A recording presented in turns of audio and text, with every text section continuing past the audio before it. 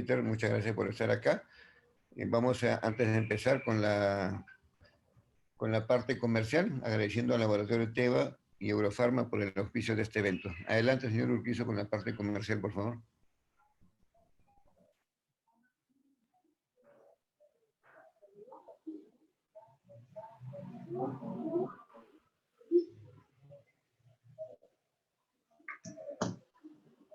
I am Peter Cole, the Chief of Orthopedics at Regions Hospital, one of the most influential Level 1 trauma centers anywhere, and a powerhouse of transformational research, education, and ideas in the field of orthotrauma. The energy which spawns from this trauma team, fueled by the University of Minnesota and the Health Partners Health System, has helped to take the clinical care of simple and complex injury to far-reach thresholds which help to define our profession. Our trauma center has been in high throttle mode for interdisciplinary trauma care with growing dedicated vascular, neurosurgical, microvascular, and of course, general and orthopedic surgery. Our teams work in concert to make miracles on a daily basis, saving lives, limbs, and souls for bigger, bolder hope for the patients whom we often meet during the gravest hours of their lives. Dense referral spokes to the Dakotas, Wisconsin, and the rest of the Midwest have grown the practice in a way which complements the inroads nationally, which our program has forged with over 500 academic contributions in this millennium alone. Our dedicated orthopedic trauma team includes 9 full-time surgeons represented by as many fellowships in this critical super specialty. This makes the Regions team one of the largest in North America and is the reason that this Level 1 Trauma Center has emerged as the anchor for the growing North Star Trauma Network, which now hails 15 ortho trauma surgeons at 5 hospitals in the brilliant metropolitan Minneapolis and St. Paul of Minnesota. We welcome you to our family to learn, to treat, to work, to ask, discover, and care together so we can all make the Twin Cities the safest place to break a bone.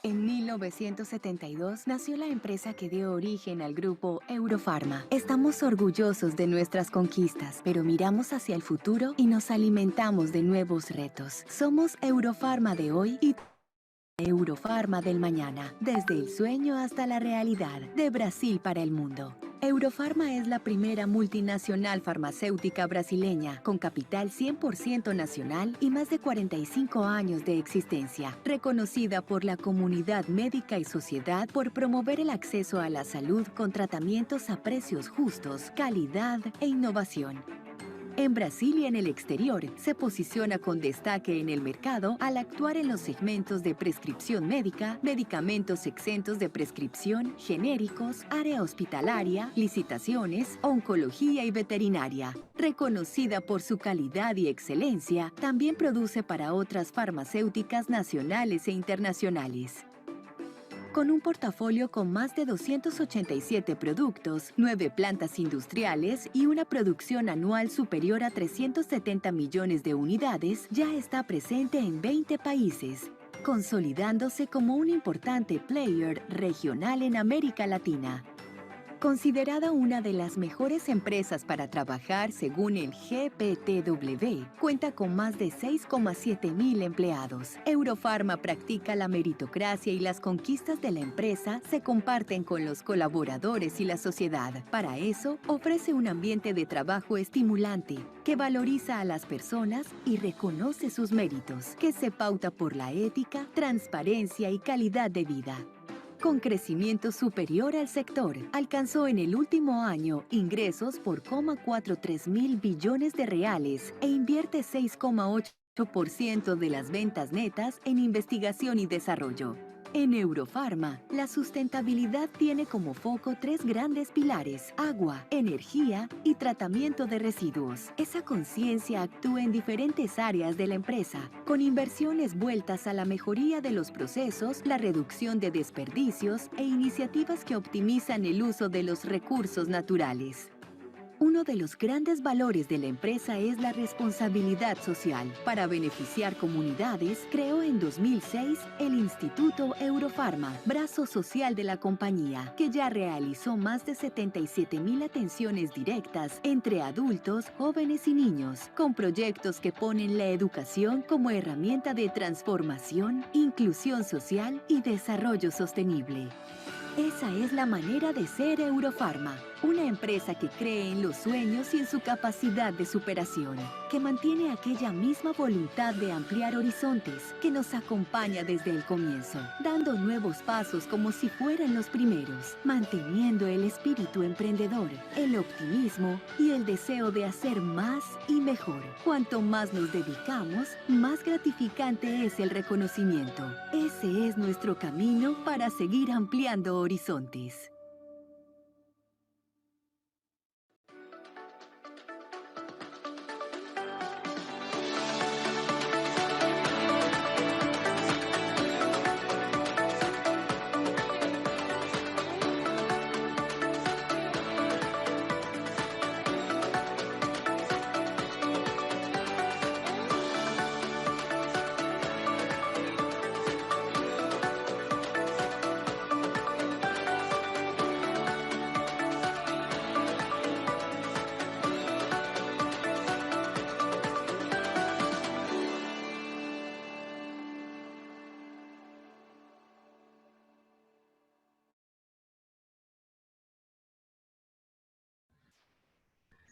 Muy bien.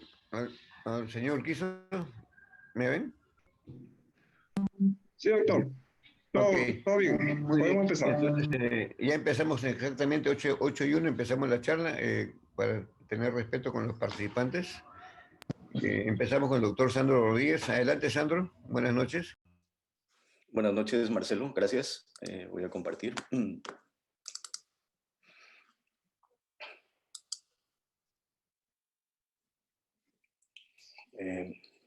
No sé si me escucha bien. Sí, Sí, perfecto. se escucha bien. Se te ve y se te Perfecto. escucha bien, Sandro. Listo, muchas gracias. Bueno, en primer lugar, un saludo para todos ustedes. Muchas gracias, Marcelo, por la invitación. Es realmente un honor poder participar en esta noche de webinar. Un saludo para todos ustedes desde Trujillo, con mucho cariño, en especial desde el Hospital Regional Docente de Trujillo, que es el hospital donde yo laboro. El objetivo de este caso es revisar algunos conceptos en el manejo de las fracturas acetabulares en pacientes ancianos. Más que un caso complejo y difícil por la situación propia de la fractura, es por la connotación que ésta tiene bajo determinadas circunstancias que le tocó pasar a esta paciente. Entonces, pues, empecemos con presentar esta paciente.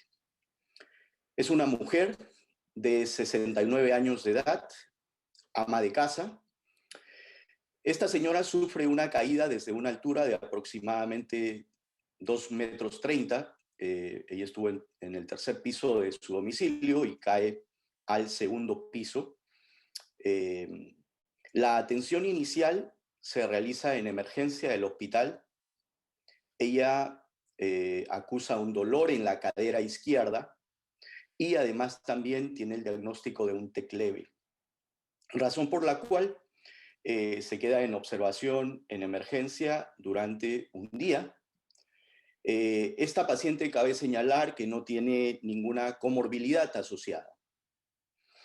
En emergencia del hospital le hacen esta radiografía, es el día 22 de septiembre del 2019. La señora, como señalaba, fundamentalmente el dolor estaba localizado en la cadera del lado izquierdo. Y entonces le hacen estas radiografías, porque luego lo otro era un TEC, le hacen una tomografía, la tomografía es normal y a las 24 horas le dan de alta. ¿Correcto?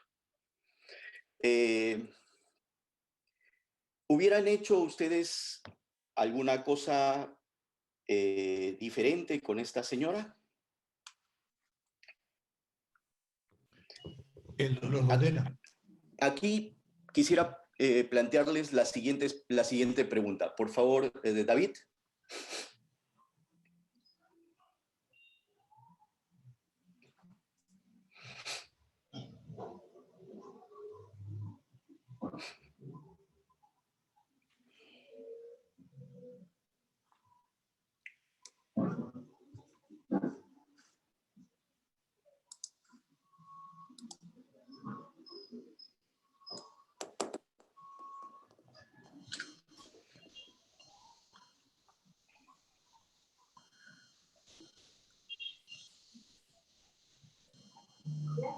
¿Tenemos la respuesta, David?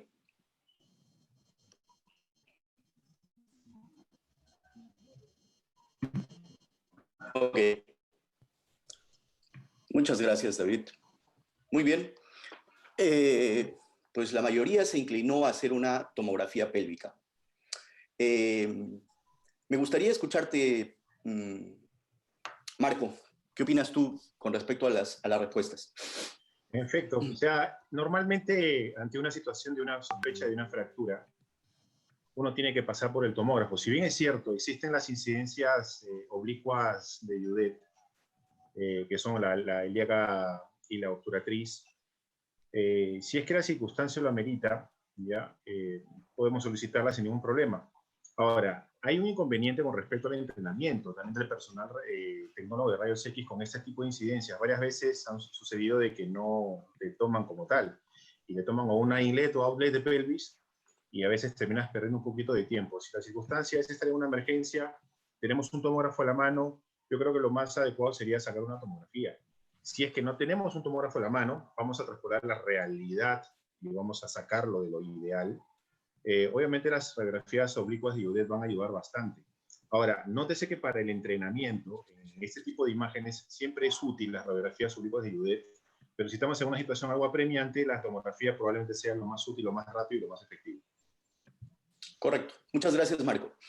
En efecto, pues lo que ocurrió con esta señora es que evaluaron solamente esta radiografía y con eso decidieron que luego de 24 horas pasó el tema del TEC y la paciente fue dada de alta y fue a su domicilio. Según la paciente, 15 días después ella empezó a deambular por sus propios medios y luego de un mes estuvo caminando sin mayor dificultad. Es una señora que se dedica a los quehaceres de la casa y luego de un mes del accidente pudo volver a retomar sus actividades.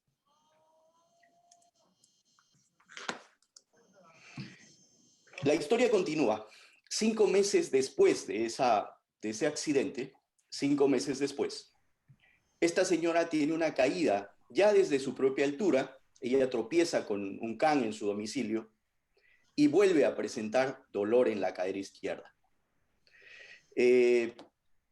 Fue por recomendación de unos familiares, conducida a un consultorio inicialmente de reumatología. La señora no vive exactamente en la ciudad, es de un distrito que está como a media hora de Trujillo, en Laredo.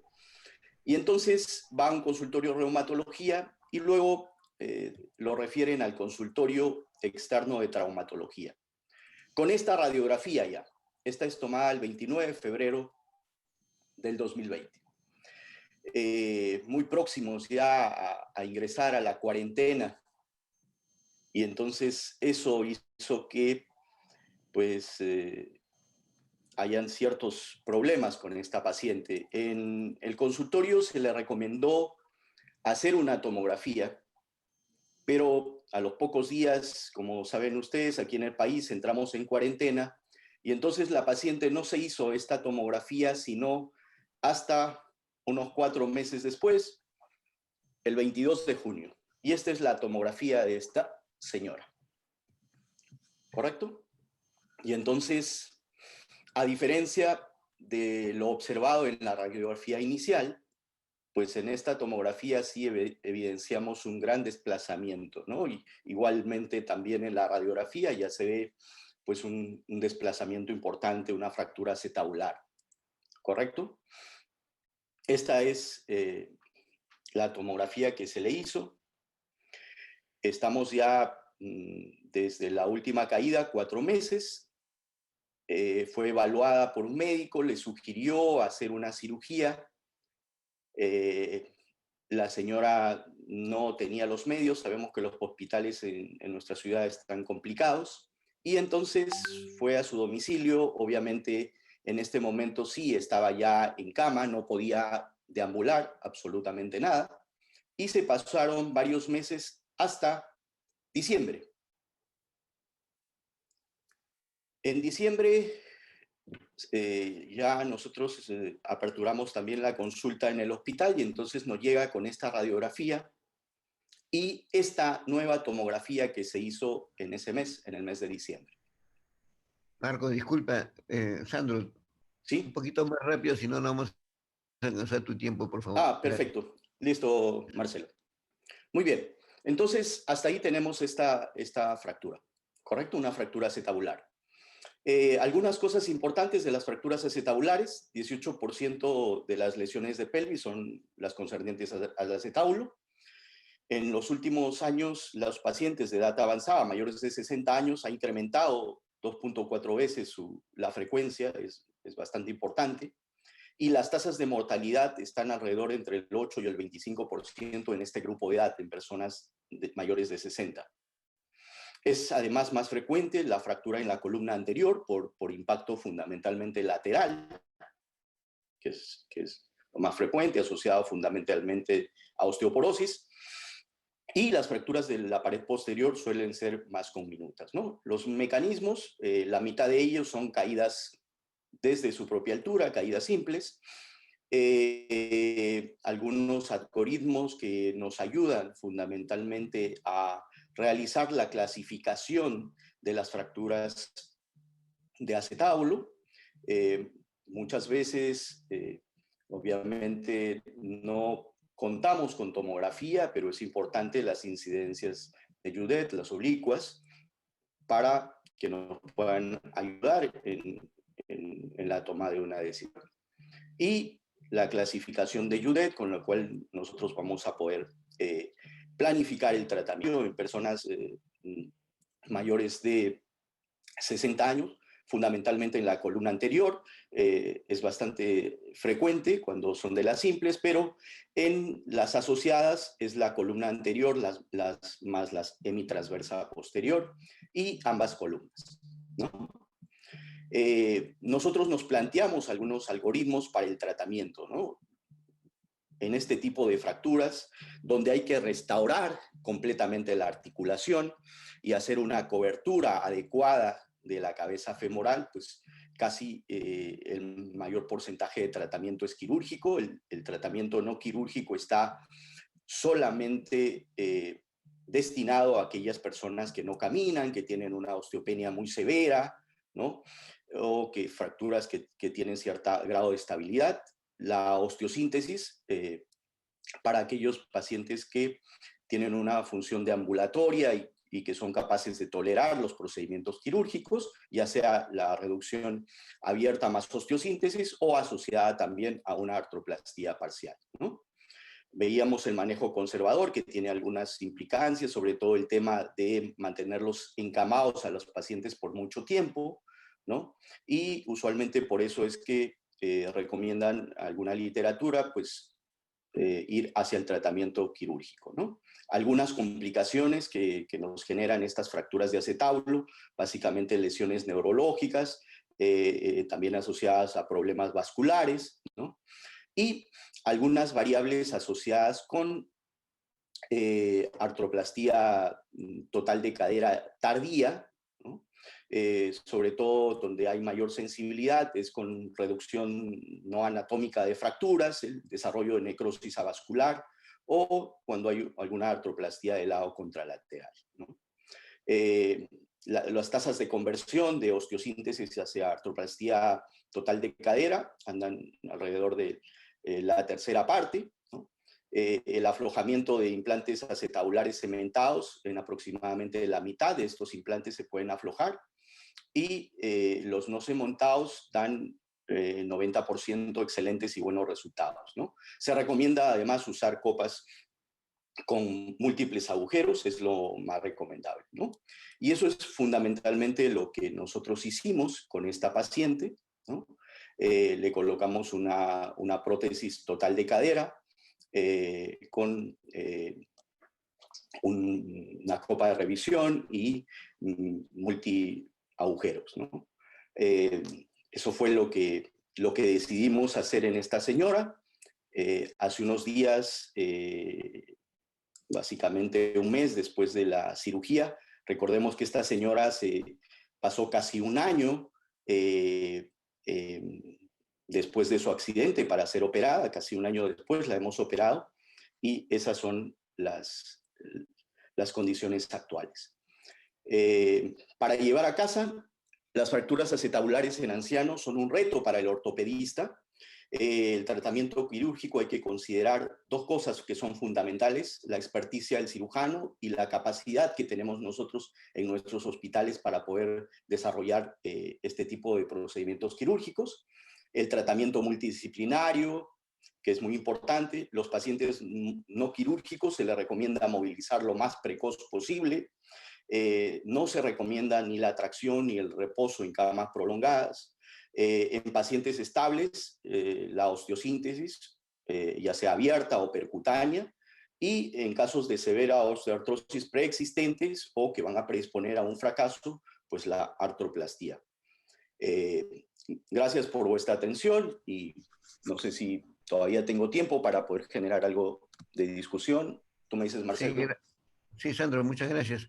Yo tengo una pregunta a ti, al doctor Rebarta y a Peter Cole. Si este paciente tuviera, en vez de 80 años, 30 años con esta fractura, ¿harías lo mismo después de 2 meses poner una prótesis o pensarías en hacer osteosíntesis y tratar de salvar esa cadera? Sí, yo hubiese preferido, si me pones un paciente de 30 años, yo preferiría hacer osteosíntesis.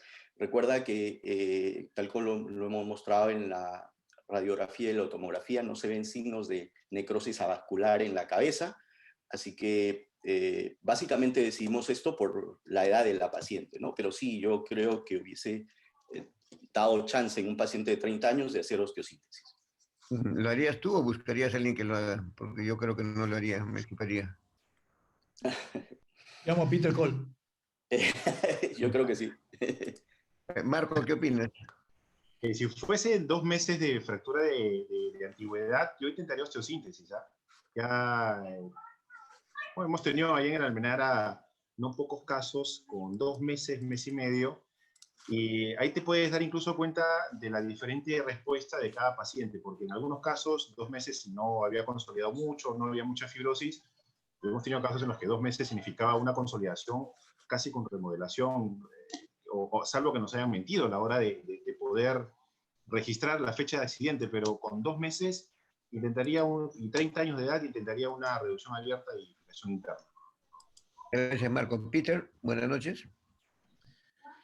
Sí, gracias. Bueno, yo creo que en los casos de ancianos que tienen fractura de acetábulo de columna anterior de los columnas ambios, yo prefiero hacer una fijación interna con placa contra el abordaje ilioinguinal o el SPA approach. Pero eso es cuando puede operar entre uno o 2 semanas. En este caso es un resultado muy bien que ya estaba consolidado después de unos meses y no tiene otra opción. Creo que el artroplastia fue muy bueno y un buen resultado, sí. Una Peter, pregunta. la pregunta era si era de 2 meses y tenía 30 años, ¿harías lo mismo una prótesis o harías una osteosíntesis? Bueno, después de 2 meses, Una persona joven. sí, en una paciente joven, yo creo que no puede salvar esta cadera. Entre 3 semanas, posible. 4, casi. 2 meses, no puede. Okay. Mejor hacer una artroplastía o artrodesis. Es una consideración cuando Sí. es muy joven así, 20, 30 años. Sí, porque la chance que vaya mal es bastante alta, ¿no? Sí. ¿Cuál es el tiempo prudencial o límite que uno debe esperar para, no esperar, mejor dicho, después de cuánto tiempo uno puede intentar una osteosíntesis en este tipo de fracturas? O sea, más de 4 semanas ya no intentas una osteosíntesis. Bueno, depende en el tipo de Para fracturar, no. en el tipo de columna ambios o transversa type. Después de un mes no se puede, es imposible. Está todo pegado ya. Sí, entre 3 semanas probablemente, pero necesita un abordaje extensile. Ampliado. Y eso es difícil. O se puede hacer abordaje anterior y posterior, los dos, para limpiar la fractura y ganar la reducción. Ok, muchas gracias. Continúa el doctor Marco Rebata. Marco, adelante. Señor Quiso, para que comparta pantalla, por favor. Ok, muchas gracias Marcelo por la invitación. La verdad que siempre es bueno ver a los grandes amigos aquí reunidos a pesar de las circunstancias y esperando que todos se encuentren bien de salud, al igual que sus familias y aquellas personas que, bueno, no han logrado sobrepasar esta dura circunstancia. Bueno, pues siempre nuestras oraciones con ellos y con sus familias. Como le comentaba, muchas gracias. Yo quisiera presentarles básicamente, estoy buscando qué cosa es lo que podía presentar como algo adecuado y la verdad que he visto con cierta frecuencia algunos errores que se están cometiendo de manera frecuente en el manejo de pacientes con fracturas de pelvis. Entonces he querido presentarles más o menos lo que yo creo que es lo que no deberíamos hacer y que se está haciendo en la actualidad con algunos pacientes con fracturas de pelvis, pero no en los grandes centros donde quizás podamos tener más a la mano gente que tenga un poco de capacidad para poder resolver estos casos cuando les llega, sea la emergencia o sea en otra circunstancia que no sea la emergencia. Ya ustedes acaban de ver al doctor Sandro Rodríguez, que ha presentado un caso con una fractura que ha venido incluso hasta la consulta ambulatoria. Y a veces uno se encuentra con estas circunstancias o con otros casos, ¿no? Muy bien. 2 casos prácticos, espero ser lo más breve posible, de lo que debemos evitar en el manejo de fracturas de pelvis. Aquí está Marcelo ayudándome. La verdad que Marcelo siempre es mi colaborador. Muchas gracias, Marcelo, por poder ser mi compañero de cirugías. Este es un caso que nos llegó ¿Ok? Vamos a hacer un caso como lo pudimos resolver. ¿Correcto? Es un varón de 54 años de edad que cae de un puente. ¿Ok? Vemos esta radiografía, que es una radiografía en outlet. Podemos ver, apreciar claramente lo que es un sacro displásico, ¿no? Con prominencias umbilicales bastante grandes de la primera sacra. Esta es la radiografía de inlet. Podemos ver que aquí tiene una disrupción de la sínfisis del pubis. En el resto del anillo pélvico no logramos encontrar nada, salvo hasta el alerón del sacro del lado derecho, que parece que tiene una imagen ahí un poco rara, y esta es la radiografía en AP. Esta radiografía 95% de las veces nos da el diagnóstico, y aquí podemos ver una lesión digamos, del libro abierto, como se conoce, y en la tomografía podemos ver la lesión del sacro, que en efecto era importante. Al punto adicional, el paciente tenía síntomas de lesión de plexo lumbosacro, pero de tipo sensitivo, más que todo, más no motor, sin síndrome de caudetina. Aquí vemos la tomografía con más detalle, tenía una fractura del alerón sacro del lado derecho, ¿ok? Aquí vemos que era básicamente en el primer orificio foraminal no lo toma, pero en el resto de orificios sí logra haber contacto con el orificio foraminal y por lo tanto podía explicar los síntomas neurológicos del paciente. Muy bien, aquí vemos justo la fractura a nivel de la primera vértebra sacra, que era displásica, ¿correcto? Y así fue como lo solucionamos, ¿correcto? No sé si qué le puede parecer esta solución a Marcelo, a Aldo, a Sandro, al doctor Cole, con este caso que acabamos de presentar.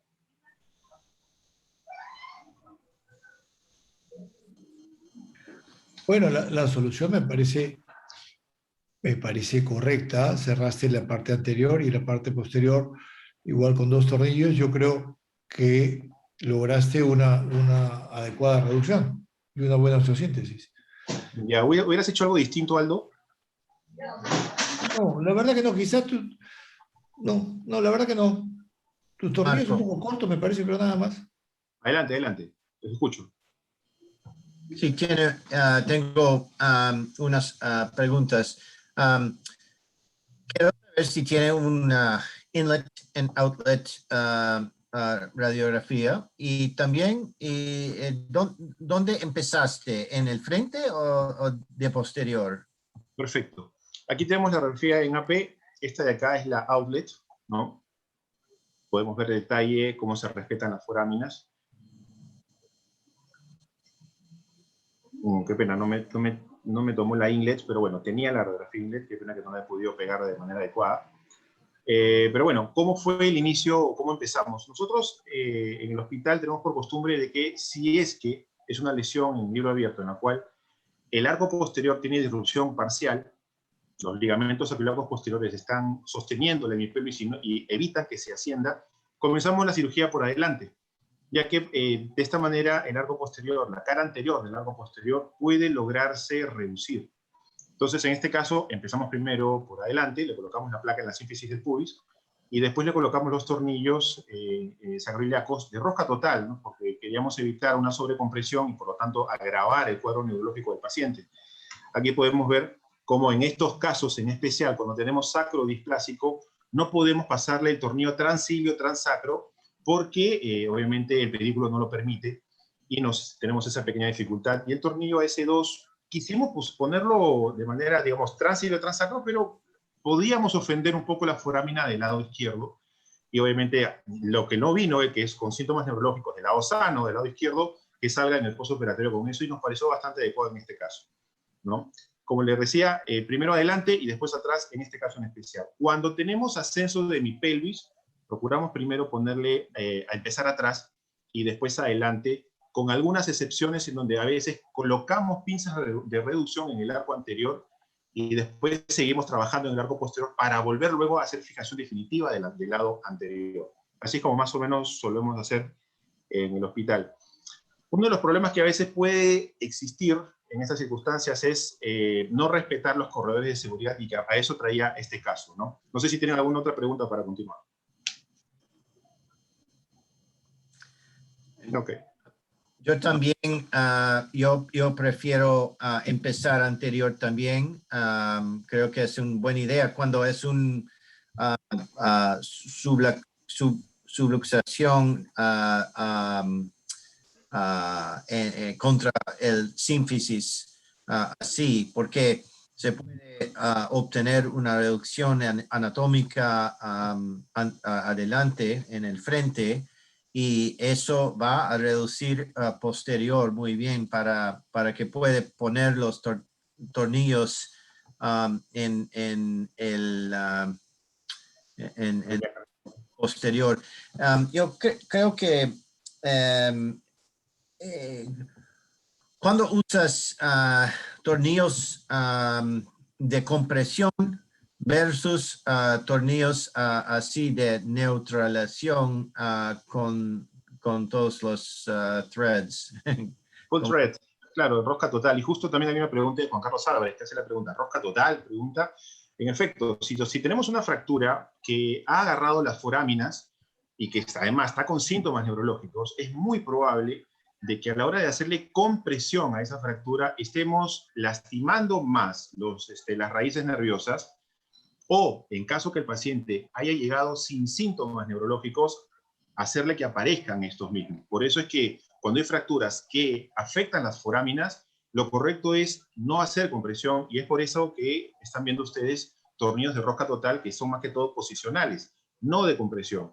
Cuando tenemos una fractura del sacro que está fuera de las foráminas, es lateral a las foráminas, y logramos una reducción anatómica, lo más recomendado es obviamente darle una estabilidad absoluta y darle la compresión que corresponde, al igual que las luxaciones sacroiliacas puras. Cuando hay luxofracturas, un poquito que entramos en el límite, porque a veces la zona donde uno ajusta la cortical lateral del ilíaco puede estar comprometida o involucrada dentro de la fractura, y ahí hace cambiar completamente nuestro plan, ¿no? Es en ese caso donde, digamos, solemos utilizar tornillos de rosca total y rosca parcial. Eso. Ahora, el doctor Celso nos pregunta sobre cómo manejamos el postoperatorio. Yo le respondo claramente que es como cualquier otra fractura de hueso esponjoso.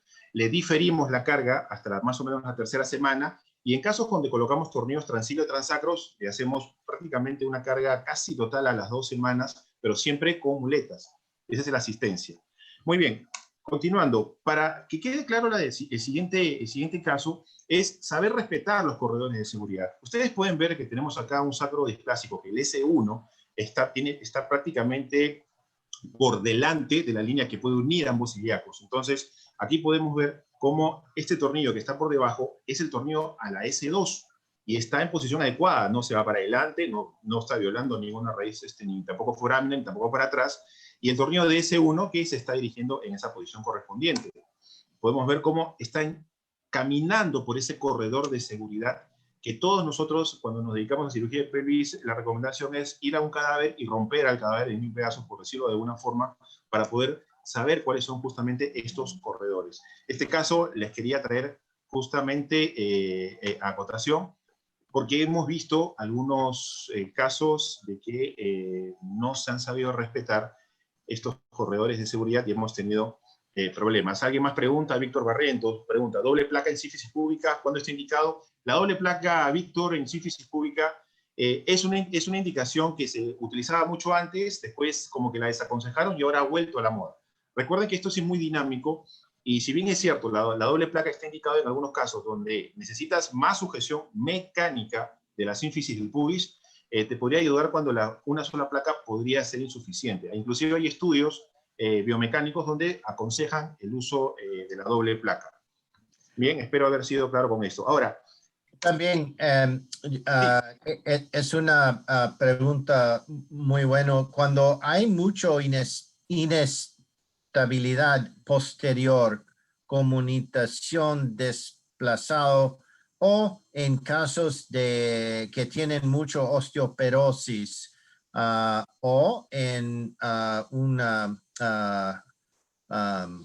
pseudoartrosis del pelvis. En esos casos yo uso 2 placas enfrente, pero en realidad en ese tipo de casos no necesita. Sí, yo estoy de acuerdo también que fue suficiente con una placa, y la verdad que el paciente se encuentra bastante bien. Entonces, el mensaje que yo quería trasladarles con respecto a este caso sobre lo que no debemos hacer con las fracturas de pelvis es que cuando uno hace cirugía percutánea o mínimamente invasiva o hace una mezcla de ambos, tenemos que entender muy bien cuáles son nuestros corredores de seguridad.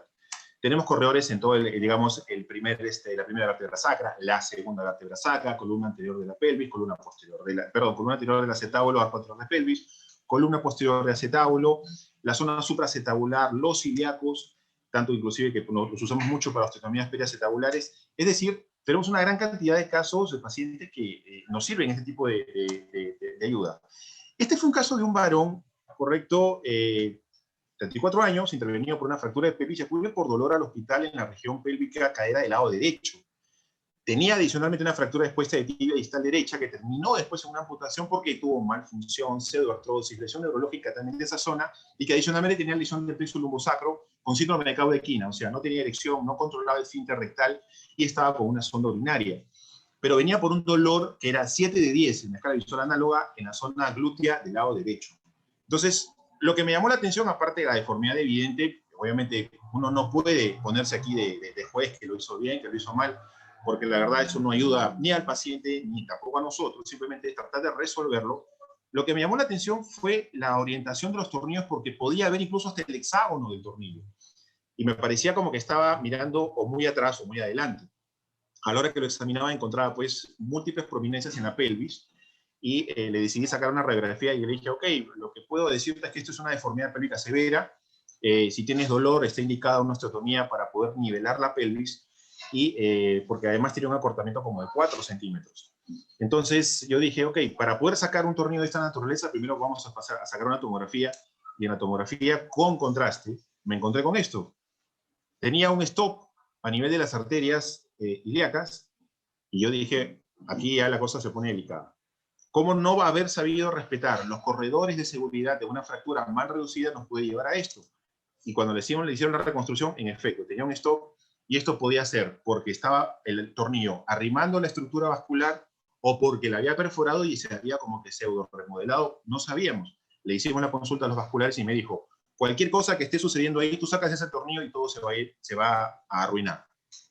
Entonces yo conversé mucho con el paciente y le dije, ok, vamos a tratarte el dolor, ¿correcto? Y de ahí vemos qué pasa con la diferencia y con la dismetría. Este paciente, como fue amputación por esa extremidad que quedó mal, a la hora que le colocan la prótesis, logró como que nivelar ese problema que tenía. Y a la hora que se le trató el dolor con métodos no invasivos, manejo del dolor, infiltraciones, risotomías, etc., también logró mejorar su dolor. Y la decisión fue no tocarlo. Este problema, a la hora de sacar ese tornillo de manera muy inofensiva, nos pudo causar un gran problema, y miren dónde están ubicadas las estructuras. Esto de acá no es para decirle a la gente, oye, lo has hecho mal, esto, lo otro. Bueno, en efecto sí, pudo haber causado un problema al paciente, al médico, que quizás pudo o intentó hacer algo, pero tenemos que entender que los corredores de seguridad son justamente, se llaman así por algo, son corredores de seguridad, porque en la pelvis un poquito podemos meternos en grandes líos si es que no sabemos respetar estas estructuras. Por lo tanto, entrenarnos sería un buen consejo, un buen mensaje, si es que queremos dedicarnos a este tipo de cirugías de este segmento, para así evitar pasar un problema mucho mayor que por fortuna no sucedió. Este paciente se encuentra bien en la actualidad con su prótesis, con la extremidad nivelada y con el manejo del dolor exitoso. Por lo tanto, se decidió no tocarlo, y a la fecha se mantiene con controles adecuados. No sé si tengan alguna duda o pregunta, Peter, Aldo, Marcelo, de este caso. Para pasar, no sé si me queda para pasar rápidamente un caso nuevamente, Marcelo, o es que ya pasamos al siguiente. No, ya estamos con el tiempo.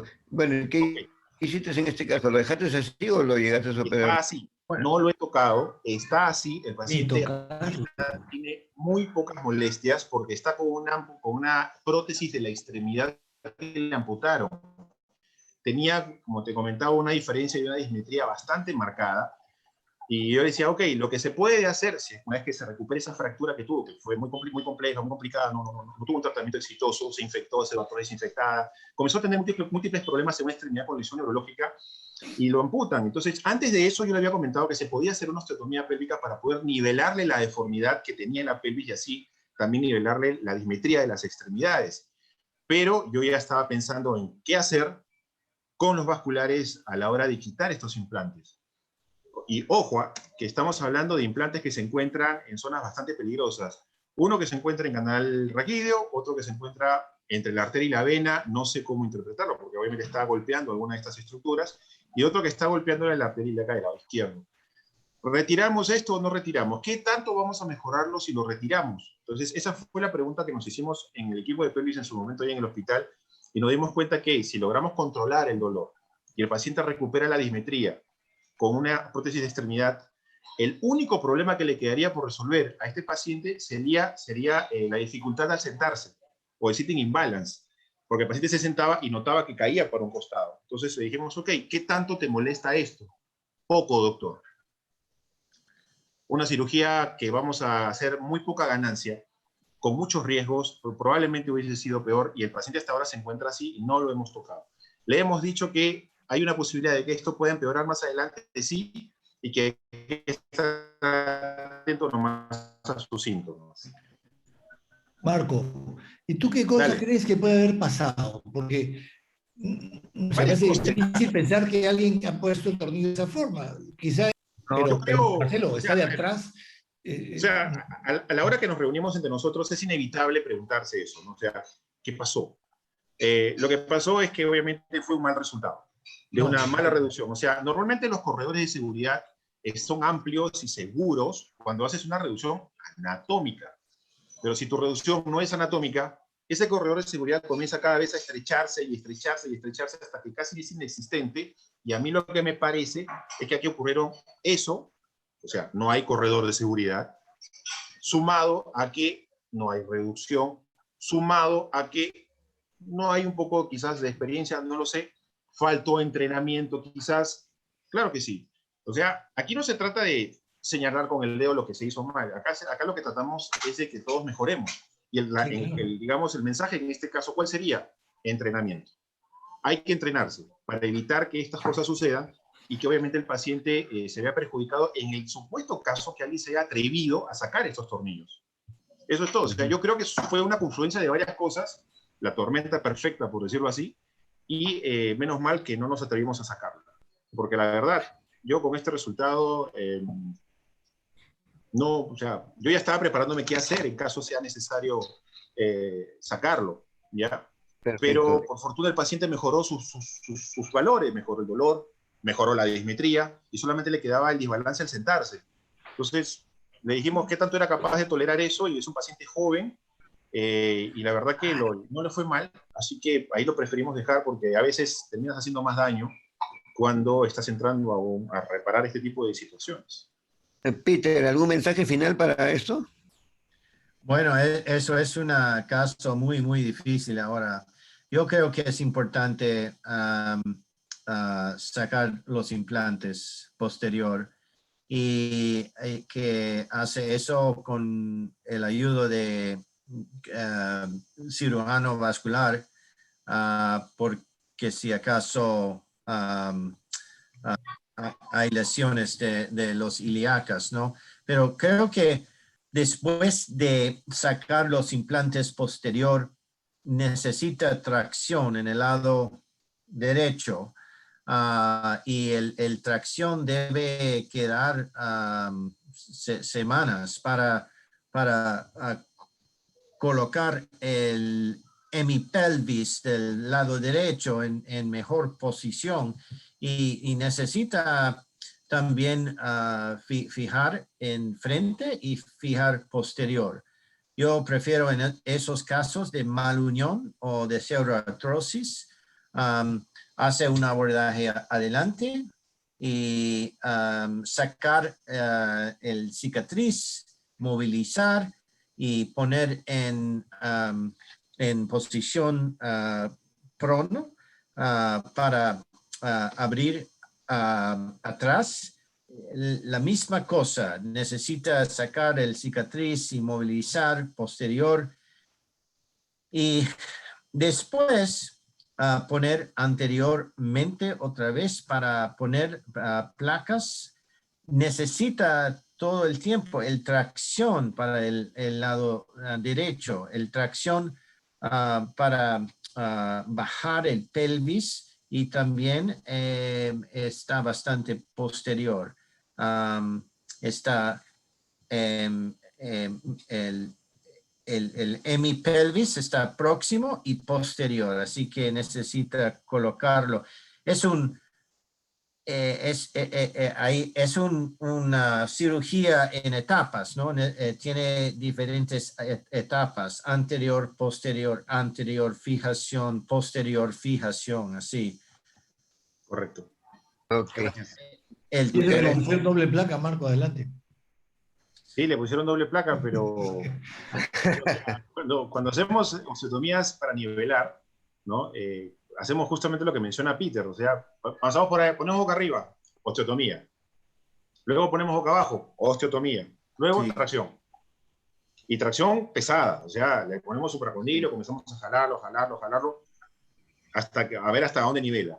Luego de eso, volvemos a abrir en otro momento, 2 semanas probablemente después, entrar adelante, sacar, fijar. Ver en arco en C si está suficiente o necesita más tracción. Luego, voltear, boca abajo, fijar. O sea, las osteotomías pélvicas son cirugías en las cuales las avisamos que son complicaciones, son altamente complicadas y que el paciente sangraba mucho. Entonces, pensábamos hacer eso, pero cuando vimos ese stop vascular, que justo el doctor Manuel Vera pregunta, no sé si es stop vascular o es interposición metálica, le comentamos, es un stop vascular que parece que ha tenido irrigación por colaterales. Cuando vimos ese stop vascular, lo hicimos evaluar por cirugía vascular y nos dijo, sí, es un stop, y si tú sacas ese tornillo, el paciente se va a chocar. Entonces dijimos nosotros, ok, ¿vale la pena o no vale la pena? Cuando llegó a nosotros, este caso ya tenía 1 año de operado, por si acaso. Por eso que pasó al poco tiempo amputación. Porque venía más que todo por la fractura de tibia distal, con muchas complicaciones, pero por si acasito los de miembro inferior nos mandaron esta interconsulta y dijimos problemas. Entonces pasamos a hacer todo lo que ya han de escuchar. Marco, el tiempo. Marco, Gracias. estás hablando mucho, Marco, ya. No nos hacemos, ese doctor Belín no deja hablar a la gente. Aldo, pasamos con Aldo Belit, por favor. Gracias, Marco. Algo, listo. Gracias, Ok.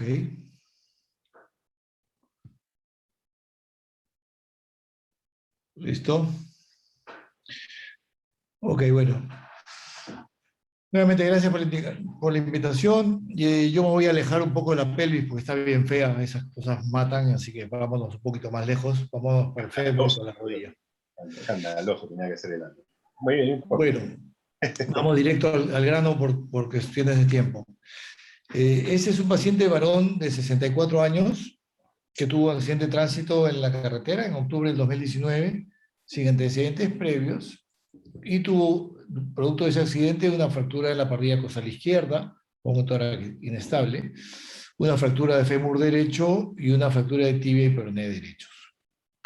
Entonces, lo atendieron en la carretera y llegó así con esas férulas, le tomaron las radiografías.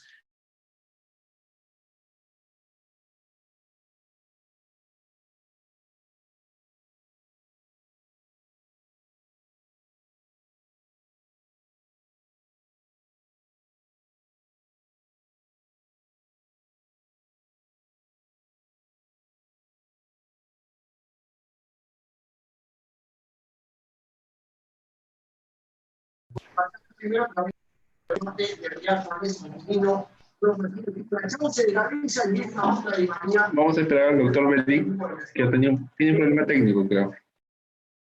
Entonces empezamos con mi caso de una vez. Cámbialo, por favor, y empiezo con el mío para no perder tiempo, por favor, ¿ya?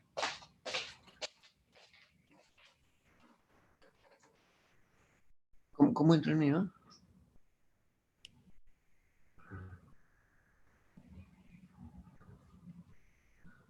Ya, ¿lo ven? ¿Se ve? Sí, Marcelo, dale. ¿Se ve? Ok, Sí. bueno, vamos a presentar un caso de fractura patológica subtrocantérica y cadera. Es una paciente femenina de 58 años que tenía un liposarcoma en el muslo izquierdo en el 2012 y se trató con una cirugía del liposarcoma que estaba encapsulado más radioterapia por 28 semanas. En enero del 2018 ella sufre, al hacer una torsión simple del fémur, hace una fractura patológica subtrocantérica de este fémur. Él queda así de esta manera. Ese es el trauma inicial. Obviamente tuvo ella radioterapia en esta zona. Entonces la pregunta sería para todos los oyentes. Señor Quiso, ponga la pregunta, por favor. ¿Cuál sería el tratamiento a seguir? A ver si respondemos. Señor Urquizo.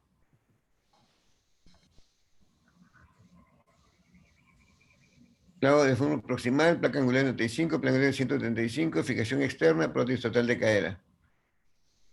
Muy rápido, por favor. Quiero hacer biopsia.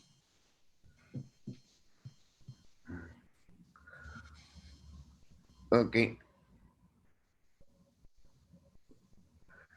¿Ya la respuesta, señor Urquizo?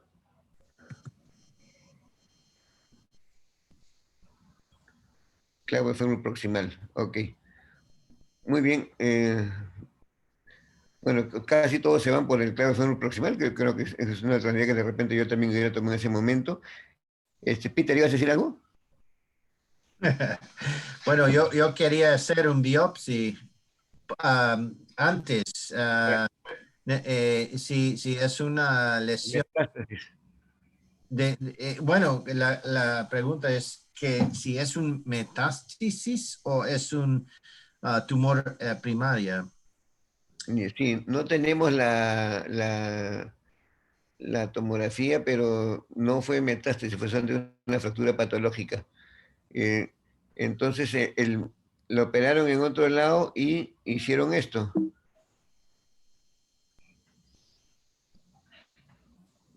¿Qué opinas, Marco, de la cirugía?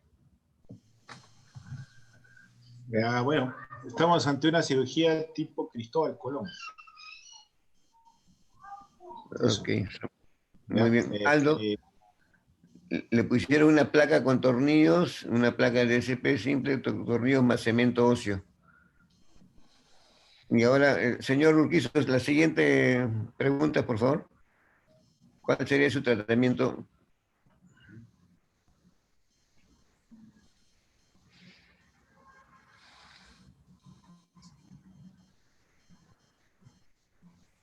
Tómame tiempo, 10 minutos, por favor.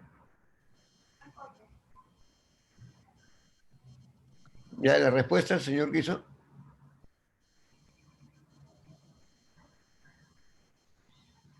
Retiro de material, cemento hemarráfico con clavo fémur proximal. Ok, perfecto, muy bien. Entonces, otra vez lo volvieron a operar y hicieron esto.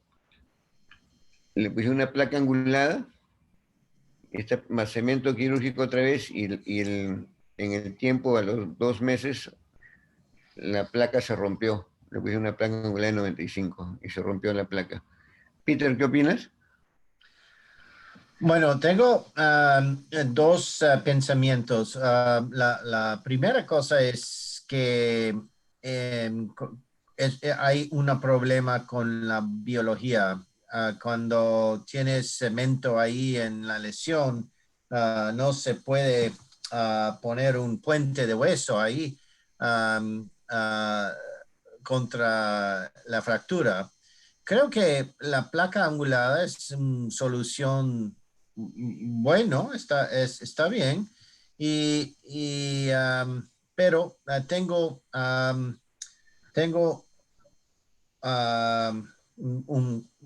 un poco de yo todavía quiero saber qué tipo de tumor es. ¿Es un metástasis o es un tumor o es una cosa de osteoporosis o Fue osteoporosis porque en la biopsia no salió negativa. Es lo que la señora me cuenta porque no tuve nunca la biopsia. ok. Bueno, cuando hay cemento entre ahí, no se puede, reunir y la placa va a romper así. Aldo, ¿qué opinas? Aldo. Aldo me acaba de llamar, está ahorita reconectándose, ha tenido un inconveniente con la Ya, computadora. verdad. Sandro, ¿qué opinas, Sandro? Hola Marcelo, sí, yo también soy de la misma opinión.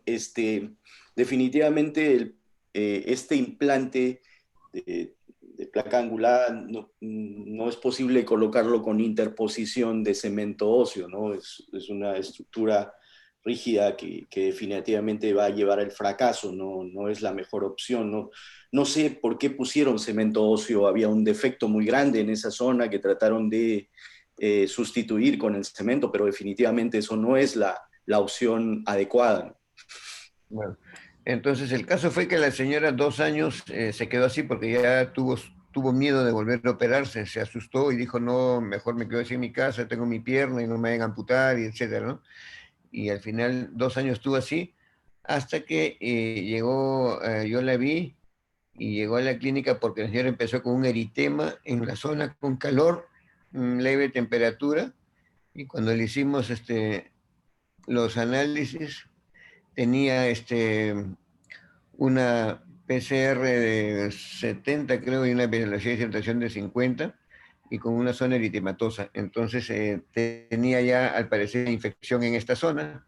Entonces, ¿cuál sería el plan a seguir? Marco, ¿qué harías? Pensando Bueno, que mi tiene ya una respuesta, infección. sí, o sea, mi respuesta entre las opciones que mencionabas, la acabas de pasar, yo sí iría por una fijación externa.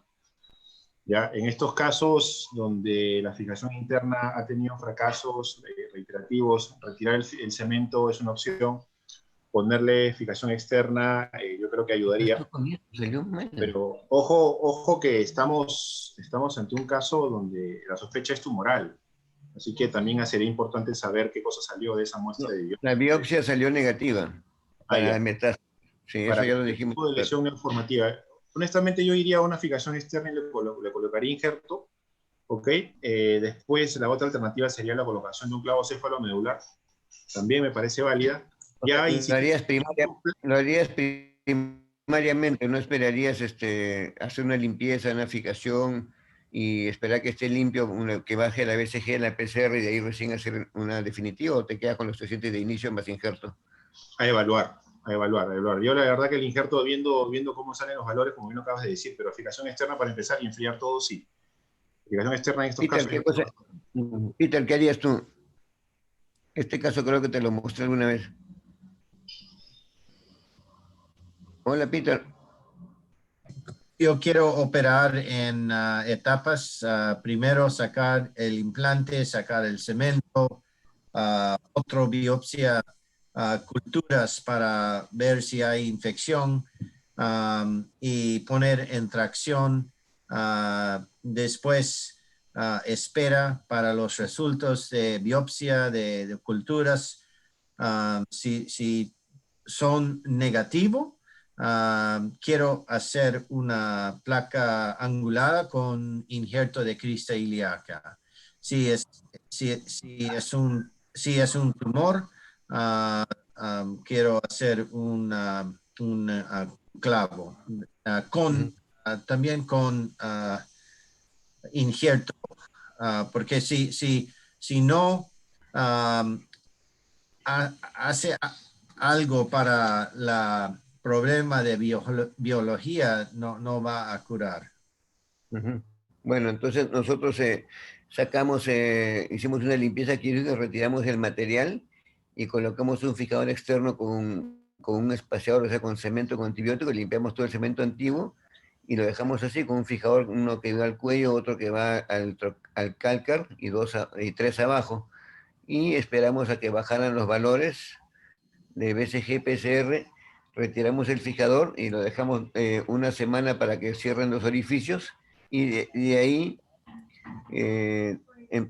bueno, eso era lo que dijimos, los signos de infección, y planificamos una cirugía preoperatoria con un clavo cefalomedular, pero que tenga embadurnado con cemento quirúrgico con antibióticos.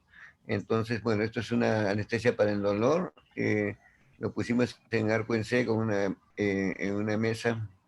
Y cuando hicimos la reducción abierta, pasamos la guía de manera retrógrada porque estaba abierto, tenía un hueso bastante débil a nivel del trocánter.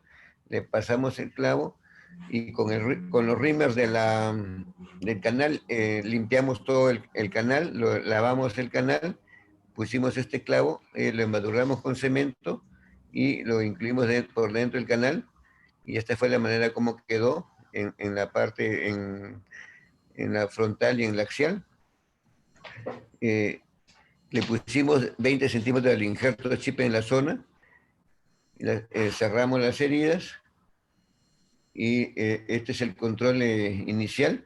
Yo tengo, no sé si es la buena o la mala costumbre de dejar unos rolls de cementos pegados a la periferia, como tratando de limpiar las partes blandas de esa zona. Daño creo que no hace y beneficio podría ser, aunque muchos dicen que el cemento quirúrgico con antibiótico dura en 4 o 5 días, ya perdió toda su potencia del antibiótico. Y bueno, esto es a los 5 meses la señora ya estaba caminando, después de 2 años ya estaba caminando con su bastón, pero estaba feliz porque a pesar de que quedó con la pierna un poco corta porque nos quedó un poco en varo, la señora ya estaba caminando. Y este es como quedó hace 8 meses un control operatorio, vemos que hubo un poco de colapso, se rompieron los tornillos, supongo que porque es un hueso bastante débil, pero la herida está de esta manera, la señora no drena, no está caliente y bueno, está bastante contenta con el resultado, al menos por ahora. Esperemos que en el futuro siga así. No sé si tienen algún comentario al respecto. Marco, ¿qué opinas de lo que hice? ¿Está bien, está mal? ¿Hubieras hecho lo mismo o diferente? Probablemente me hubiese quedado con el fijador externo un poco más de tiempo, ¿ya? A veces es Lo cuestión tuvo 2 meses. ¿ya? No, pero por eso te lo digo, porque en algunos casos el fijador externo puede terminar como manejo definitivo y no hay nada de malo en No, eso. porque no tenía el cemento con antibiótico en el espacio, le pusimos cemento con antibiótico, entonces difícilmente, al menos en este caso, iba a poder pegar, ¿no? La fractura. Sí, Sandro, ¿qué opinas? sí, Hola Marcelo. Mira, lo que pasa es que yo tal vez sí hubiera realizado un cultivo previo y el cultivo estaba negativo, Le pues hicimos creo que cultivo, no, salió sí, negativo. salió negativo. ¿Y por qué entonces el Porque colocarse clavo con antibiótico? como fue una sola muestra, muchas veces una sola muestra no te representa pues, que haya una infección, pues salió un cultivo negativo y a veces sería bueno como consejo tomar pues 2 o 3 cultivos. Entonces una muestra a veces no es representativa y bueno, los laboratorios a veces tampoco no salen negativo y puede ser positivo. Una pregunta, Marcelo. Segundo, ¿y por ¿Hiciste qué? acortamiento en este espacio donde retiraste el cemento? La verdad que no lo sé, traté de juntar todo bien pegado, sí se Porque cortó un no poco. colocaste injerto, ¿no? No, sí, Marcelo, puse injerto, pero la pierna sí quedó 3 centímetros más corto, eso es cierto. O sea, sí acortamos Correcto. un poco la pierna. Ok. ¿retiraste el Le puse fijador cemento antibiótico tiempo porque de antes? todas maneras, ¿perdón? Pues ¿Perdón? antes de poner el clavo, ¿el fijador lo retiraste un par de semanas antes? ¿Lo dejaste sin Ah, nada sí, en sí, sí, espera? lo saqué, quedó creo 2 semanas, generalmente una semana, espero que cierre la herida y recién hago la osteosíntesis final. Ok, correcto. Peter, ¿qué opinas? Para terminar y empezar con Aldo. Sí, bueno, también es un caso muy difícil. Creo que no es el fin. En el- Gracias. Just the beginning. It's only the beginning, right? Uh, uh, pero ahora está caminando sin infección, sin fiebre, pero creo que vamos a tener un pseudoartrosis y vamos a necesitar poner injerto y probablemente una placa angulada con compresión y injerto de crista ilíaca. Cuando está estéril. Sí, yo tuve miedo de poner la placa angular, pues yo te consulté este caso y tú me dijiste poner placa angular en 95 con compresión, que alguna vez hice uno más que te mandé y fue bastante bien.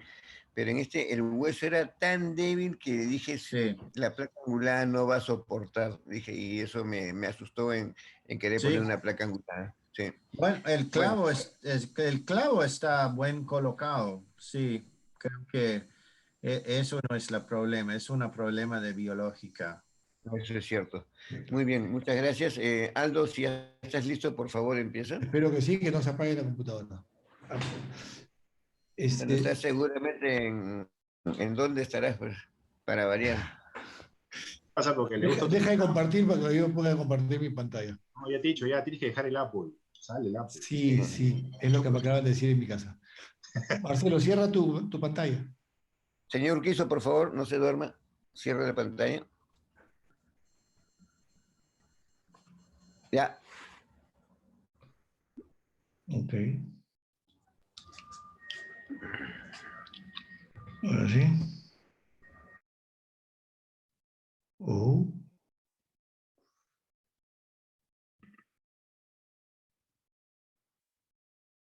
No abre. Lo voy a matar.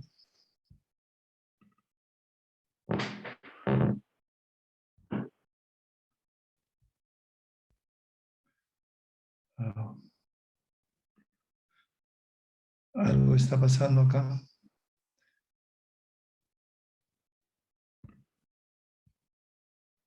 ¿Ven ahí algo? Sí, Sí, se Aldo, ve. ahí está. ¿Ya está? Ok. Ya está. Bueno, ok, vamos rapidito. Entonces, este es un paciente, como les decía, fue un accidente de tránsito en la carretera y llegó a la clínica así, con esta férula, con una atención inicial en otro centro, con fracturas del fémur distal y fractura de tibia y peroné también distales, ¿no? Fracturas complejas ambas. Entonces, esta es la tomografía, porque la radiografía no se veía muy bien, pero acá sí podemos ver en la tomografía cómo es el compromiso articular de esta fractura del fémur. ¿Ok? Miren, el compromiso articular es una fractura compleja en ambas vistas. ¿Ok? Entonces, lo que la hacía un poco más compleja aún, ¿no? Ese es el 3D de ambas fracturas, tanto del fémur como de la tibia. Como verán, pues son fracturas ambas bien complejas, ¿no? Entonces vamos a ver cómo las clasificamos. Son fracturas complejas, es una fractura tipo C3, una C3-2, es una articular completa y compleja, ¿no? Con compromiso metafisiario también complejo. Entonces, tenemos que tener en cuenta, cuando tenemos una fractura del fémur distal, qué fuerzas deformantes están actuando sobre esas fracturas para nosotros poder actuar sobre ellas, ¿no? El cuádriceps nos produce un acortamiento, los aductores nos van a llevar el fémur en varo, los gemelos van a llevar a un recurvatum. Entonces, nosotros tenemos que tener en cuenta todas esas cuestiones de esas fuerzas deformantes para poder dar el tratamiento adecuado, ¿no? Entonces, ¿qué tipo de estabilidad y qué tipo de tratamiento decidimos hacer? Bueno, pues una estabilidad mixta, pues, ¿no? Una reducción anatómica en la parte articular y una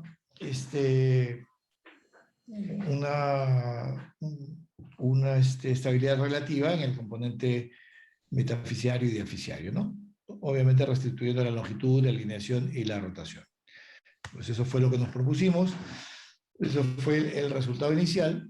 Entonces pusimos una placa de fémur distal larga, como verán acá en la parte articular, ven que tenemos tornillos por fuera de la placa, tanto de lateral a medial como de anterior a posterior. La parte articular quedó muy bien. Y pensamos que esto era, pues, que era un resultado bastante adecuado y pensamos que pues, esto iba a avanzar, progresar como esperábamos, ¿no? Esa es la socioíntesis de la fractura de tibia distal. Entonces, ¿qué pasó?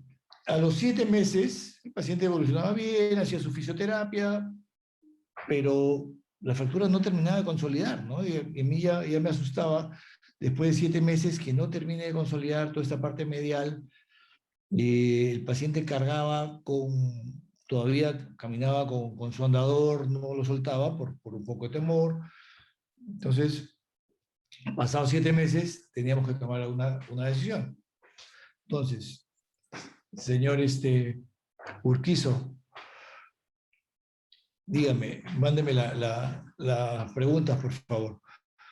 Entonces yo decía, o continuamos en espera de evolución, o hacemos una cura quirúrgica más injerto óseo, le agregamos solamente estabilidad, o agregamos estabilidad más injerto óseo. ¿Ustedes qué opinan? ¿Qué opina el panel y el público? Tenemos unos 15 segundos para ver qué opinan.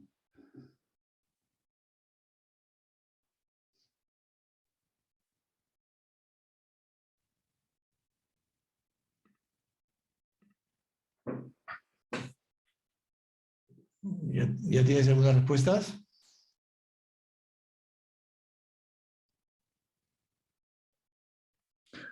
Ok, correcto. Entonces eso es lo que nosotros pensamos igual.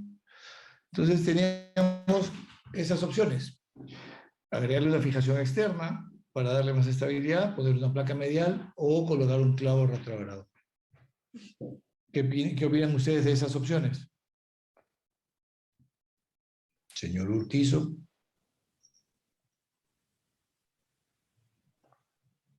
O sea que el clavo retrógrado siempre me baja. ¿Te gusta el clavo retrógrado? Oiga. No, me refiero a El una clavo alternativa. muy retrógrado. Bien, Marco, bien. De reversa, papi. Está bien, ¿ah? De reversa. ¿Qué dice señor Urquizo?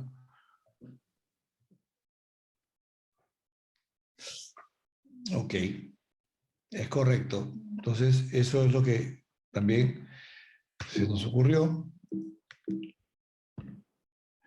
Y el 20 de junio le hicimos esa segunda cirugía, le agregamos una placa un poco en hélice, la moldeamos y la colocamos, es una placa LSP de 4.5, ¿no? Pusimos 2 tornillos en la parte distal y 2 tornillos en la parte proximal con injerto óseo. Entonces, ahí llenó bastante bien. Esa es la parte proximal de la placa. Miren cómo nos costó Dios y su ayuda por moldear esa placa, no saben lo dura que es. Pero creo que nos quedó bastante bien. Eso fue el seguimiento al tercer mes postoperatorio. Ya se iba llenando la cortical medial. Y esto es hace realmente poco, hace 9 meses. El paciente está caminando muy bien. Lamentablemente no tengo el video. Le pedí al señor que se filme ayer, pero no me pudo mandar el video. Y nada, él funcionalmente anda bastante bien. ¿No? Entonces, esto nosotros lo tomamos de un artículo de Pietro Ragazzoni con el uruguayo, el doctor Fernández, que tienen unos casos muy similares, ¿no? Entonces, eso es para evitar para evitar pues que se fatigue ese implante, porque si ese implante seguía así, nosotros no le poníamos, no le agregábamos nada en la parte medial, ese iba a fatigar de todas maneras. Entonces, esa es la alternativa que nosotros vimos, ¿no? Entonces, es importante tener siempre en cuenta esta cortical medial, tenerla siempre en cuenta y tenerla presente. Quizá de arranque pudimos haberle puesto una placa medial y nos hubiéramos evitado una cirugía más, ¿no? Pero es por eso que lo puse, escogí este caso para llamarlos a la reflexión, ¿no? Que es importante ver esa cortical medial y si ustedes consideran necesario y ven que falta hueso en la cortical medial, agregarle esto, ¿no? Entonces, para llevar a casa, importante la clasificación y el hacer una tomografía para poder tomar una decisión adecuada en cuanto a qué tipo de estabilidad hay que tener con implantes, ¿no? Con eso elegir qué implantes vamos a usar y ver la integridad de la cortical, como les decía, ¿no? Entonces, nuestro objetivo quirúrgico era la reducción anatómica de la articulación, la alineación axial, dar una fijación estable, moverlo rápidamente, que eso es lo que siempre buscamos, y preservar la vascularidad. Muy bien, eso era lo que quería compartir con ustedes. Gracias, Aldo. Gracias, Aldo. Cuando veo estas cosas me hace acordar siempre a nuestro maestro, el doctor Fernando Izaguirre, que en realidad era un tipo bastante especial para manejar este tipo de lesiones. Aldo, tú la placa medial la moldeaste antes en una maqueta, porque eso yo me acuerdo que ese lo hacía y era más rápido para hacerlo. Y ¿Te entonces acuerdas que lo hacíamos así en el hospital? Claro, lo hacíamos así en el hospital, lo moldeábamos en la maqueta, entonces cuando ya llegabas a la operación era más fácil de poder hacerlo. ¿Sabes qué pasa, Marcelo? Bueno, eso fue un paciente de la clínica, no del hospital, bueno, como buen paciente en particular había que escoger la placa exacta para poder moldearla, entonces no podía malograr una placa, así que tuvimos que hacerlo intraoperatorio. Perfecto, muy bien. Doctor Peter Cole, ¿alguna idea, sugerencia? algo que nos quiera aportar. Bueno, yo quería saber cómo estaba el tobillo, si estaba pesando con todo el peso, que creo que es importante para poner más callo. Y es posible que cuando tiene dos lesiones de fémur distal y tibia distal, no se puede pesar mucho para muchos meses y eso toma más tiempo para curar. Ok. Sí, no, la fractura de la tibia fue muy bien. Esa consolidó rápido, pero igual le diferimos la carga bastante tiempo, ¿no? Sí, el señor era muy temeroso. Pero igual ya eran 7 meses y teníamos que tomar una decisión, no podíamos seguir esperando a que cargue poco, ¿no? Sí. Aldo, Bueno. yo tengo una pregunta. ¿Consideras que fue necesario la colocación de injerto en esa zona metafisiaria? En ese momento, con la segunda cirugía, sí. Sí, necesitaba, porque al haber puentes ahí, no, se había reabsorbido un poco hueso, o sea, tuve que curetear un poco y agregarle, o sea, agregarle estabilidad y agregarle injerto, ¿no? Se había reabsorbido. Aldo, una pregunta. Esa placa medial, si de no haberla tenido, ¿qué otras opciones hubieras contemplado? Y hay una pregunta de Ralph Llanos que está haciendo si es que se colocó a cielo cerrado. O sea, entiendo cielo cerrado como mínimamente invasivo. Sí, exactamente, fue mínimamente invasiva, la moldeamos y bueno, pasamos debajo del músculo, ¿no? Pero como tú dices, otra alternativa es colocar un fijador externo, más o menos en la misma posición, ¿no? Una fijación externa, exactamente con 2 clavos arriba y 2 abajo, para darle ese soporte medial, lo que nosotros queremos darle soporte medial. Pero es un poco más incómodo para el paciente en realidad, ¿no? ¿Cómo puede caminar con un fijador en el centro? Por eso, es incómodo para él, entonces mejor es la opción de la placa, ¿no? Bueno, muy bien, Aldo, muchas gracias. Bueno, y terminamos con la estrella de la noche, el doctor Peter Cole. Adelante, Peter.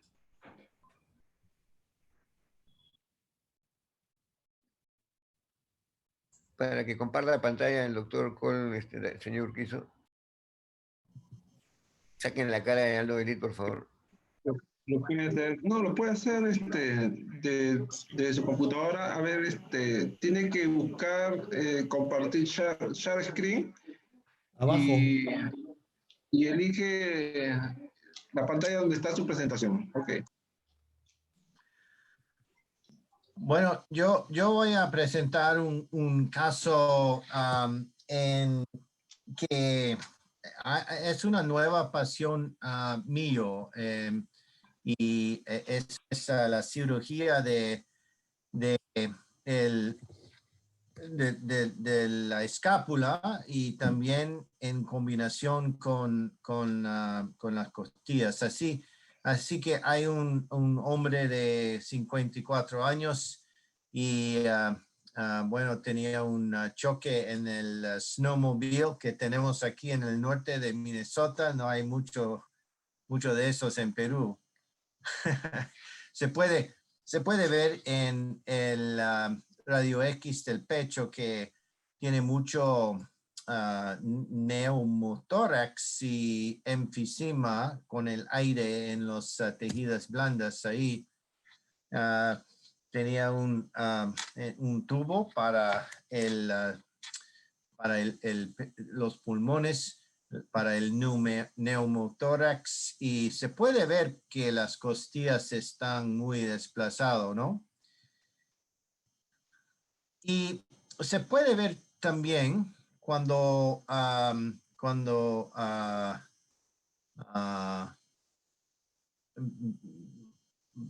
se puede ver en los hombros que hay una fractura aquí de la escápula y de la clavícula en el miembro de la izquierda.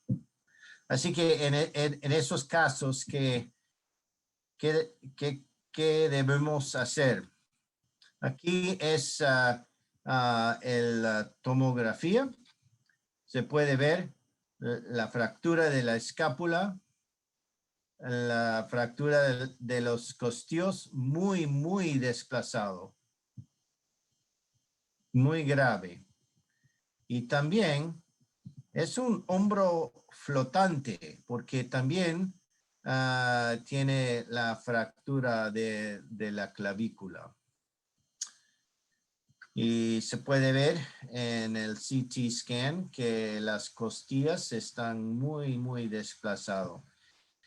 La aérea del pulmón aquí es medio del otro lado. Así que puede ver sin la escápula. Eso no va bien para la paciente. Y es una frontera nuevo para mí. Yo querido mucho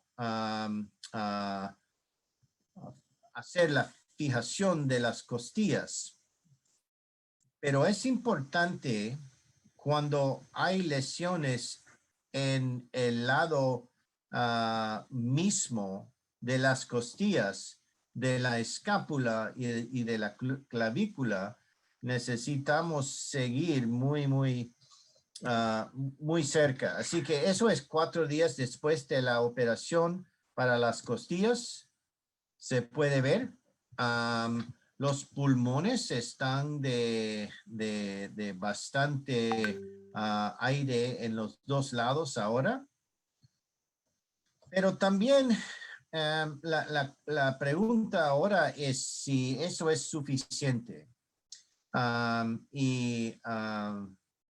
¿Ustedes qué piensan de eso? ¿Qué hacemos ahora? ¿Está bien ahora con los pulmones y las costillas fijadas? Mis amigos. Peter, en este caso, en la tomografía, hablando de la tomografía, ¿ya? Sí. El pulmón tenía, digamos, un mejor aspecto, porque he visto que has pasado una tomografía, pero no sé si es que corresponde al mismo tiempo de esta imagen. No, eso es antes de poner los placas. Ya. Y después. Pero eso es 10 días post-operativa. Y ver cómo está la clavícula y la escápula. Eso es inicialmente, cuando venía, se puede ver la diferencia hasta 10 días postoperativa. El pecho está mucho mejor que aquí, pero mira la escápula y la clavícula está bastante más desplazada. Sí, claro. Hay medialización. El ángulo glenopolar está muy bajo, muy bastante.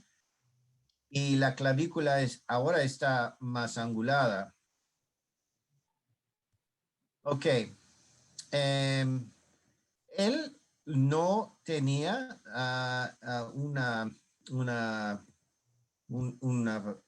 fijación de la escápula y eso fue en hospital en el norte de Minnesota y encontró el paciente 3 cirujanos que dijeran no hay nada que necesita hacer, todo va muy bien, pero el problema era que la paciente no puede mover el hombro, era muy doloroso. Se puede ver ahora la escápula está bastante angulada. Claro. Y hay mucho desplazamiento porque esta parte aquí debe estar aquí. Se puede ver eso. Una fractura de la escápula muy desplazada. Eso no va bien para la paciente. El pecho, mucho mejor porque eso está fijado. Bueno, quiero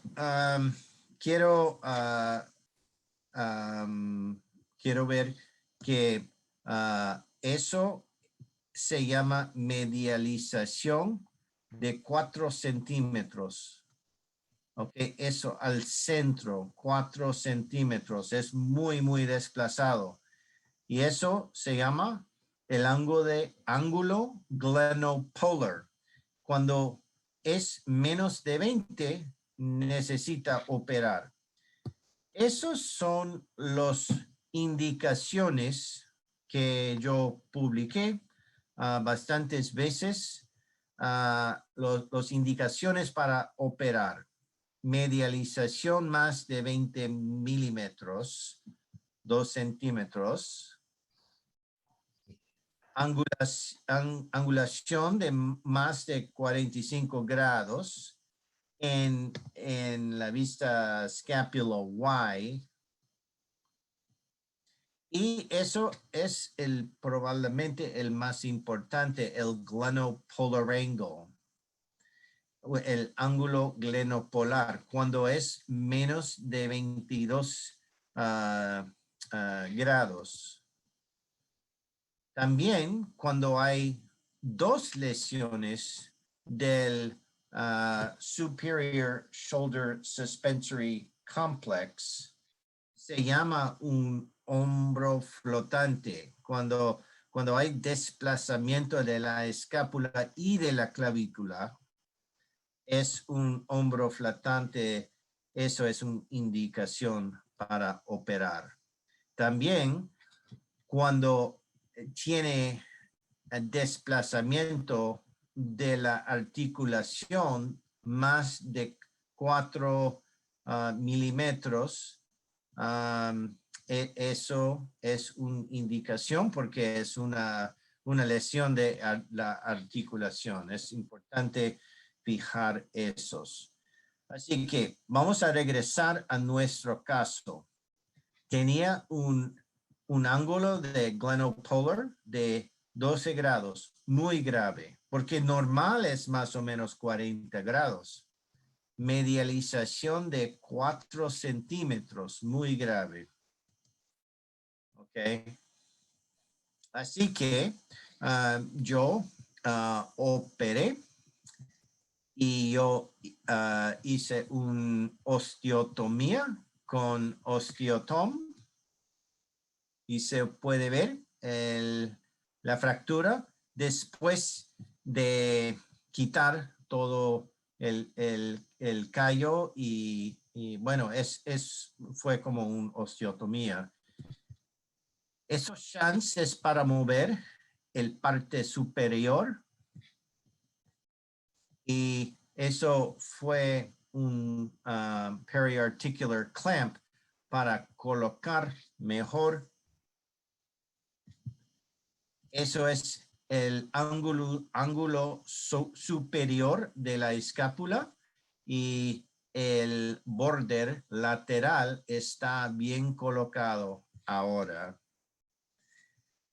En ese caso yo usé, bueno, 3 implantes porque necesitaba hacer el osteotomía y llenar este hueco con injerto de crista ilíaca, ¿ok? Y también esos son los implantes de las costillas anterior de la escápula. Y después de poner el injerto aquí y una drena,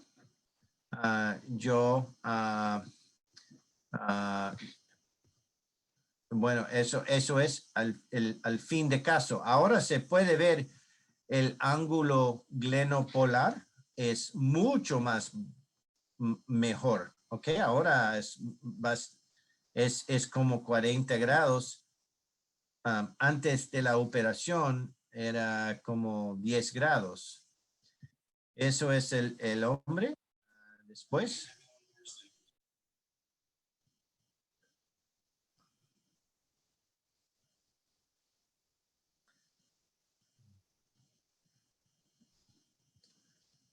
con movimiento muy bien. Yo quiero enseñar qué pasa cuando no opera en el pecho y solamente opera en la lesión de la escápula. Se puede ver aquí, es muy desplazado la escápula, desplazado el borde lateral. Después de la fijación es una articulación anatómico, pero mira los costillos. Eso fue más o menos hace 12 años. Yo no estaba fijando las costillas en esta época. Y el paciente tenía bastante dolor. Y mira cómo está. La escápula está bien, pero las costillas es como un hueco, ¿no? Y tenía movimiento muy bien, pero molesta mucho porque la escápula fue adentro, afuera del hueco de pecho. Y así que ahora yo opero en todas las lesiones. Así que eso es al fin, era un hombre de 62 años. Tenía fracturas de las costillas, de la escápula, muy desplazado. Se puede ver aquí y aquí. Mira las costillas, desplazado. La escápula muy grave. Y en este caso, después de 5 días, yo yo hizo la fijación de las costillas y de la escápula, de la clavícula, y eso es en como 3 meses está con su movimiento casi normal. Así que eso es una frontera muy que tengo mucha pasión y quiero saber si tiene preguntas o opiniones de eso. Peter, ¿qué placa le pones a las costillas? Bueno, es una un placa para las costillas. Tienen casi todos los, Zimmer, Stryker, Synthes tienen su placa para costillas. Y Es una placa especial. de 1.5 milímetros y los tornillos están angulada. Ok, ángulo variable. Ok. Sí, porque Muchas parecían de veces, reconstrucción chiquitas, ¿no?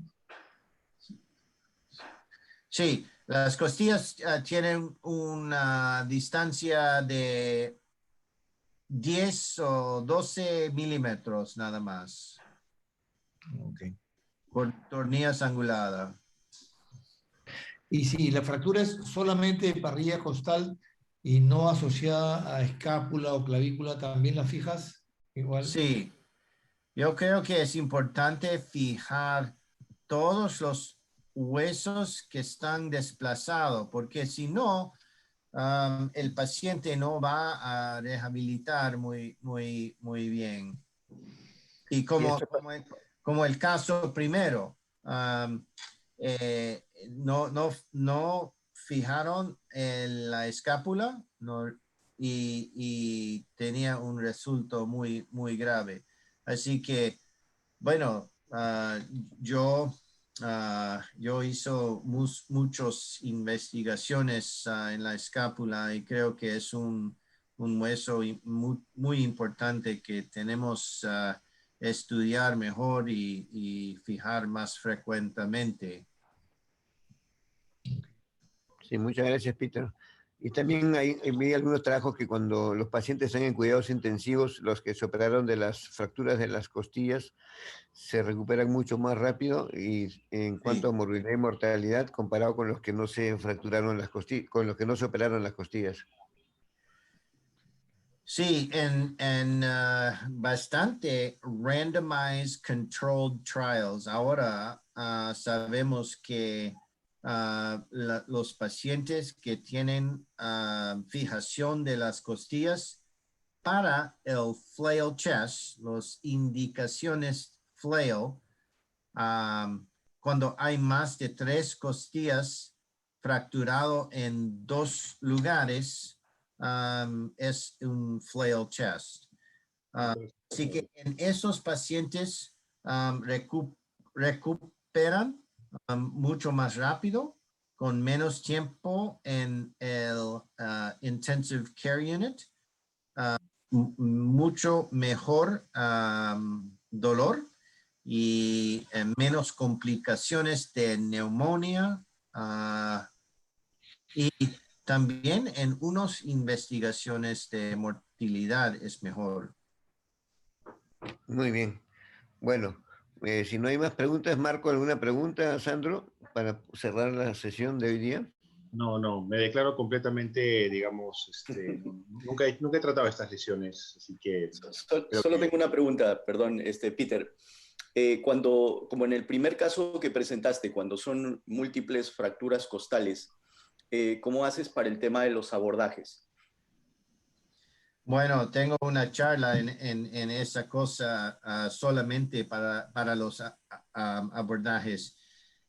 Depende en dónde están las fracturas. Cuando están posterior, necesita movilizar el latissimus dorsi y trapezius para llegar a las costillas. Cuando están anterior, usamos un abordaje inframammillary para levantar el pectoralis mayor para llegar a las costillas. Y después de fijación, mis compañeros en el servicio de cirugía ponen un tubo de pecho. Un drenaje torácico. Yo creo que entre 5, 10 años vas a operar en el pecho y la escápula frecuentemente en Perú. Es como el pelvis hace 20 años. Claro. Sí, de hecho. Sí. De hecho que sí. No, tremendo. Tremendo, Excelente. tremendo. Muy bien, bueno, Muchas gracias. por el tiempo, para ser justos con el tiempo, queríamos agradecer al doctor Peter Cole. Muchas gracias. Sabias enseñanzas, a Aldo Belid, a Sandro y Marco, Gracias. muchas gracias por este webinar. Creo que ha estado bastante interesante y fructífero. Y Marcelo.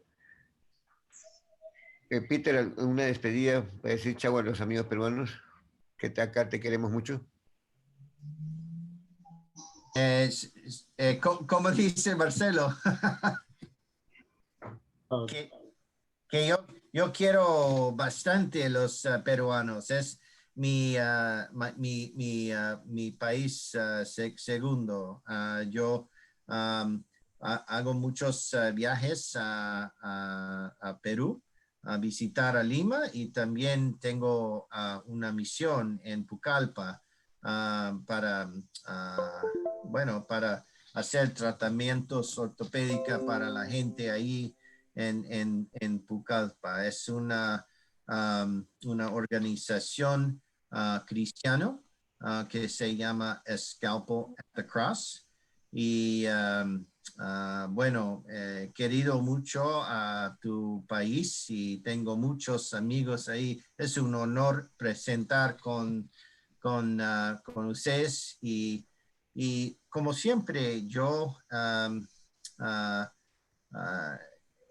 aprendí mucho y es muy importante que tenemos esos exchanges, esas relaciones, porque en este tiempo cuando tenemos la problema del COVID, eso es la segunda opción muy importante, el Zoom. Vamos a hacerlo en el mes que viene. Ok. Eso sí, de todas maneras. Bueno, muy bien, muchas gracias a todos los participantes también. Llegamos a tener 178 participantes, es un buen número. Así que Wow. gracias a todos y buenas noches. Hasta luego. Muchas Sí, gracias. Gracias, gracias. Chao. Gracias. Peter. Buenas Oye, noches. me gustó el eslogan que dice The safest place to break a bone. Buenísimo. Minnesota, sí. Bueno, chao. Cuídense Bye. mucho. Un abrazo. Bye. Buenas noches con todos. Gracias. Buenas noches. Chao.